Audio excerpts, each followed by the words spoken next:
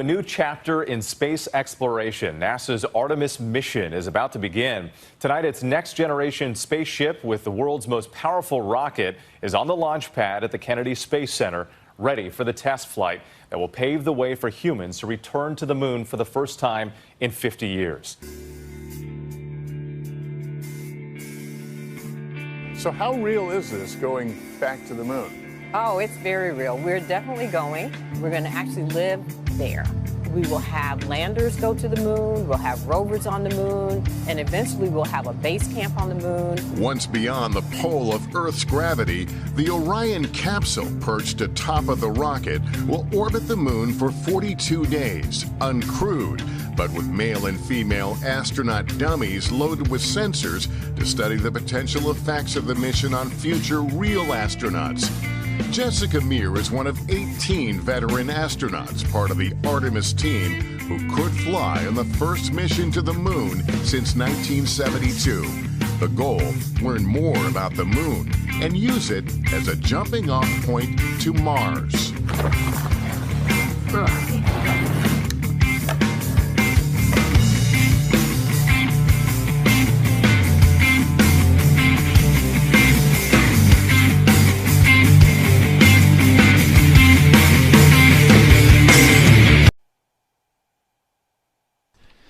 This is Artemis Launch Control with an update. Launch Director Charlie Blackwell-Thompson has called a scrub for today.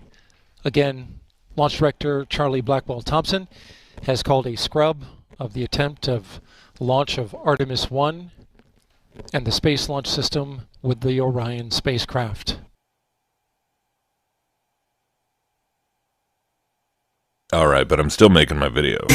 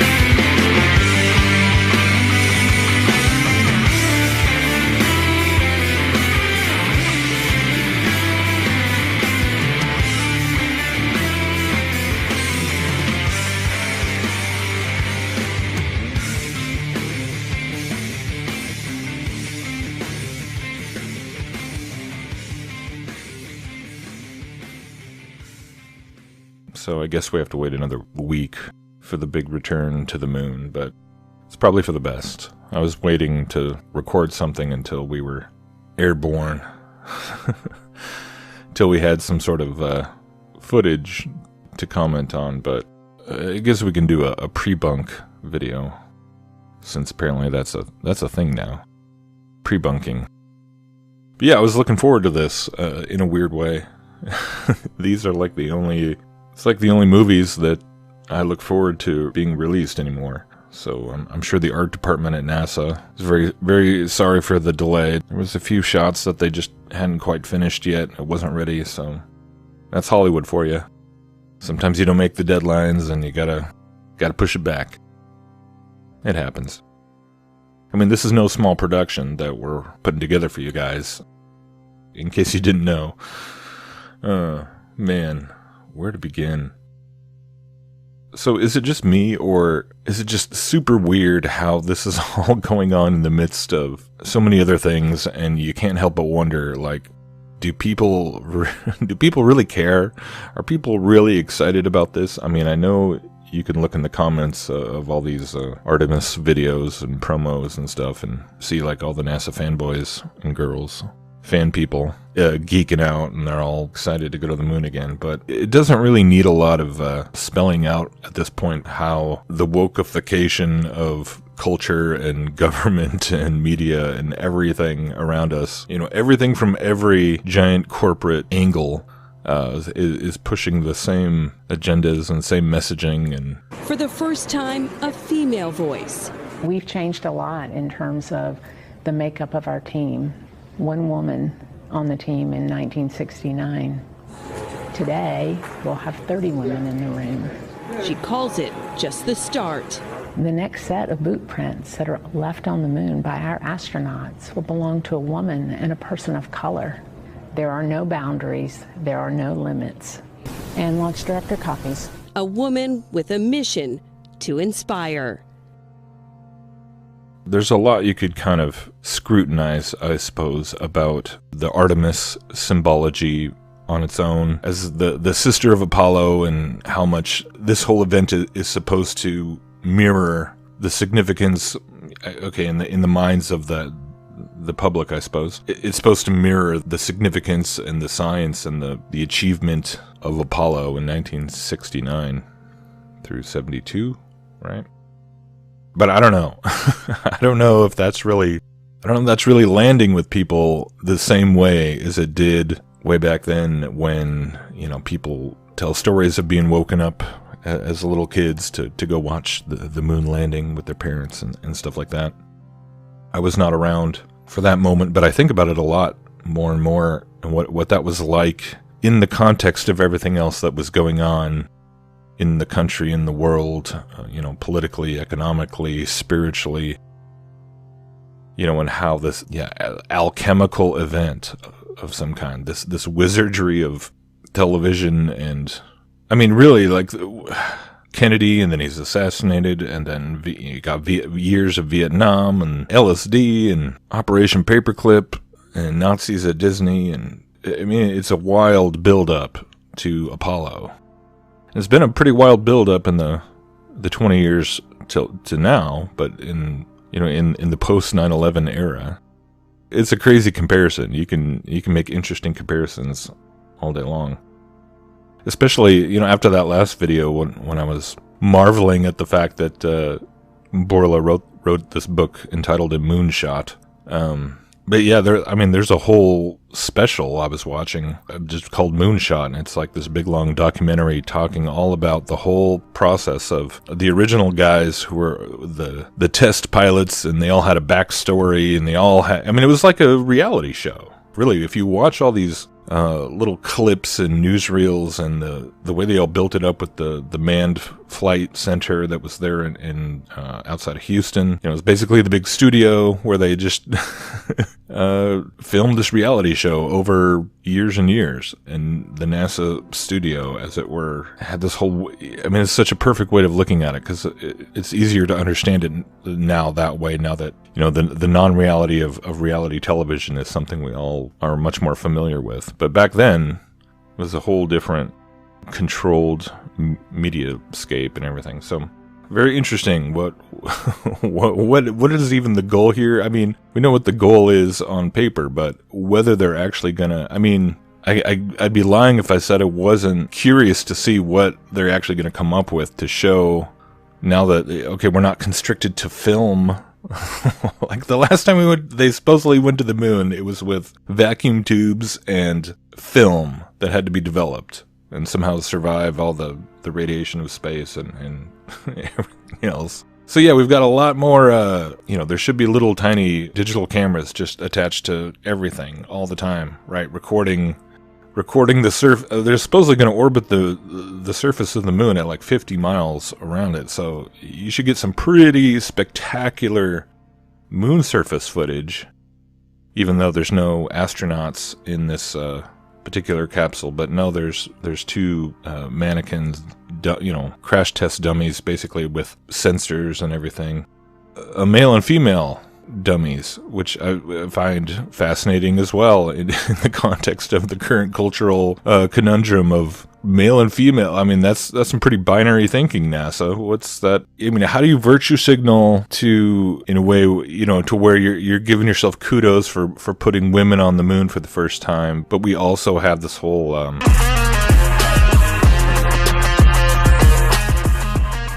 I mean, I can't even. Are these biological women? I mean, do the mannequins have any differences between them, or did you just make them? I mean, it's a whole can of worms right there. Male and female mannequins. Oh boy, you stepped in it now. The whole thing is just eating itself before it's even off the ground. And if you think of it like archetypally, it's like, okay, we got to rewrite all the stuff from the 50s and 60s that was patriarchal and all these white guys and suits and the woke cosmism is already here. So yeah, what a circus, dude. How real is this going back to the moon? Oh, it's very real. We're definitely going. We're going to actually live there.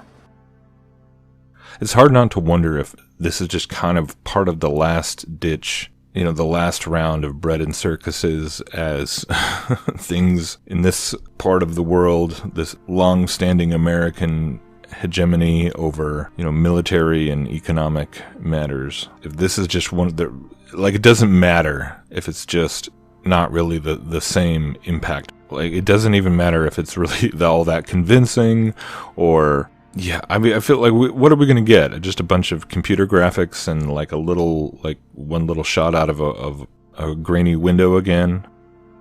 I mean, it's crazy because on that Holter thing from the other day where they're hyping it up, half of this news report that he's doing about the Artemis missions, and he's talking to this 21st century era, woman astronaut. How exciting is it, the prospect of going to the moon for you personally? It's incredibly exciting. We haven't been there since the 70s, and it's really time to go back. To me, it's about exploration. It's just an inherent part of all of us as humans. We had this profound impact on society when we went to the moon the first time with all of this stimulation of resources in all the STEM fields. So we can expect that all when we go back to the moon again. It's just great. When you watch those old films of the guy, it was just years between Gemini and Apollo and all the build up to it was all nonsense when you really look at it. How quickly they went from shooting a guy in the tip of a rocket around the globe once, one time, and then parachuting into the ocean, and then we got to do the rendezvous, But it was all. There was so much hype about just are they going to survive and are they going to withstand the G-forces and the radio? It was just training, physical. It was about their test pilots, man. This is the right stuff and all that jazz. Very lots of toxic masculinity kind of stuff, and that is gone. This ain't your daddy's space program anymore. But anyways, have this report. He's just talking about they let him test drive their trainer. They have this whole VR, they already have the moon all mapped out. See, with probes or whatever, so that they've got a 3D environment of the moon that they can already train on in their VR rover simulator thing. And so he's driving it around, and you're just going yeah, we have this much detailed information about every crater and rock so they can simulate the lighting and everything just perfectly. And yeah, okay. But yeah, NASA basically was pioneering in virtual reality since the early 80s or late 70s even. And it's pretty amazing to realize, why would they be messing around with that? Oh, it's because they are the real industrial light and magic show. The OG. And man, yeah, the interplay between quote unquote real space travel and real rocketry and cinema goes back to even before the 50s and 60s and Apollo and all that. When you learn about Fritz Lang, who was the guy who directed Metropolis, but in 1929 he directed Woman in the Moon, or Frau im Mond in German. And Hermann Oberth was considered he was like the godfather of German rocketry. And I believe he was even before Goddard and everything, who was kind of the American counterpart. But so he was an advisor on this movie in the 1920s. And then later, when the Nazis took power in Germany, they seized all of his notes and props and everything from this movie because supposedly it was all too close to the real the real designs and everything. So Herman Obarth, kind of like how 2001 had all this, NASA advisors, and Arthur C. Clarke was going back and forth between Kubrick Studios in London and the NASA guys over here and IBM, and it was all this cross collaboration. IBM, which also had quite a bit of business in Germany during World War II. But Herman Oberth was a teacher of a young Werner von Braun, who then later, of course, rose to prominence in World War II and came over as the most famous member of Project Paperclip. But there were many others, and But anyways, Woman in the Moon is cited as the first occurrence of the countdown to zero before a rocket launch. So that was actually Fritz Lang, or his wife, I suppose, who was a main writer of his stuff. But yeah, that came from, the countdown came from movies first, before it was ever utilized in a actual real rocket. Interesting.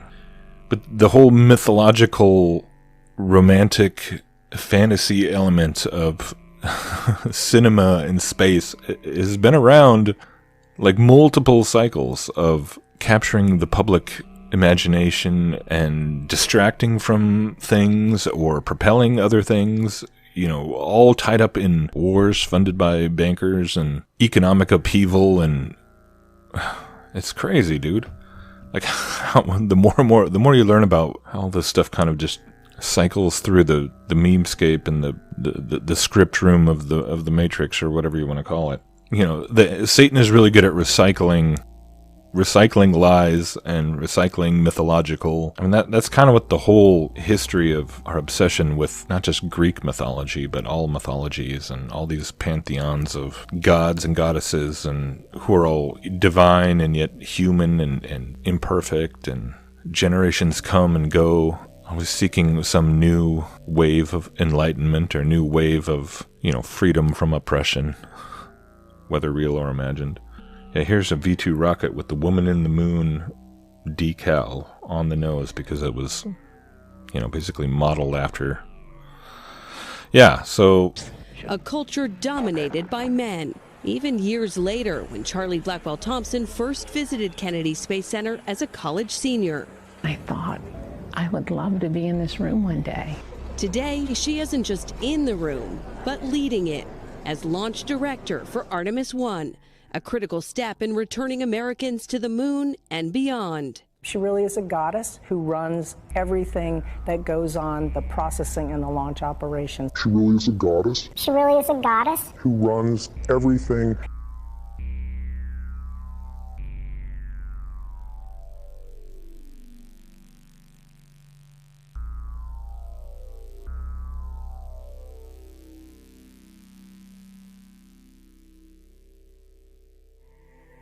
Now after these events, Paul resolved in the spirit to pass through Macedonia and Achaia and go to Jerusalem, saying, After I have been there, I must also see Rome. And having sent into Macedonia 2 of his helpers, Timothy and Erastus, he himself stayed in Asia for a while. About that time there arose no little disturbance concerning the way. For a man named Demetrius, a silversmith, who made silver shrines of Artemis, brought no little business to the craftsmen. These he gathered together with the workmen in similar trades and said, Men, you know that from this business we have our wealth. And you see and hear that not only in Ephesus, but in almost all of Asia, this Paul has persuaded and turned away a great many people, saying that gods made with hands are not gods. And there is a danger not only that this trade of ours may come into disrepute, but also that the temple of the great goddess Artemis may be counted as nothing, and that she may even be deposed from her magnificence, she whom all Asia and the world worship. When they heard this, they were enraged and were crying out, Great is Artemis of the Ephesians! So the city was filled with confusion, and they rushed together into the theater, dragging with them Gaius and Aristarchus, Macedonians who were Paul's companions in travel. But when Paul wished to go in among the crowd, the disciples would not let him. And even some of the Asiarchs, who were friends of his, sent to him and were urging him not to venture into the theater. Now some cried out one thing, some another, for the assembly was in confusion, and most of them did not know why they had come together. Some of the crowd prompted Alexander, whom the Jews had put forward, and Alexander, motioning with his hand, wanted to make a defense to the crowd. But when they recognized that he was a Jew, for about 2 hours they all cried out with one voice, "Great is Artemis of the Ephesians!" And when the town clerk had quieted the crowd, he said, "Men of Ephesus, who is there who does not know that the city of the Ephesians is temple keeper of the great Artemis, and of the sacred stone that fell from the sky?" That's interesting. "Seeing then that these things cannot be denied, you ought to be quiet and do nothing rash. For you have brought these men here who are neither sacrilegious nor blasphemers of our goddess. If therefore Demetrius and the craftsmen with him have a complaint against anyone, the courts are open, and there are proconsuls. Let them bring charges against one another. But if you seek anything further, it shall be settled in the regular assembly. For we really are in danger of being charged with rioting today, since there is no cause that we can give to justify this commotion." And when he had said these things, he dismissed the assembly. After the uproar ceased, Paul sent for his disciples, and after encouraging them, he said farewell and departed from Macedonia.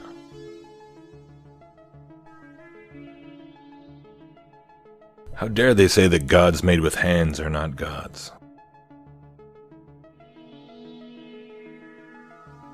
It's amazing how much of Ephesus, the remains of Ephesus, are still there today, like including the main street through the city, like the main market, and the ruins of the temple, the theater where the big riot, like the assembly of the craftsmen, it was all, so you can go walk where Paul and the apostles walked and faced this riot because of all the preaching they were doing and all the people who were getting mad.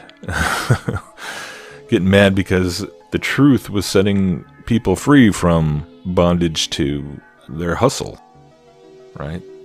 And the Temple of Artemis was, one of the 7 great wonders of the ancient world, and was just this massive building that took like 140 years to build and then rebuild again. And there's conflicting claims about when the 3rd version of the temple was actually destroyed for the last time and who was responsible for it. Claims about columns being used in the Hagia Sophia, mosque. It was a Byzantine church that became a mosque. But I don't know.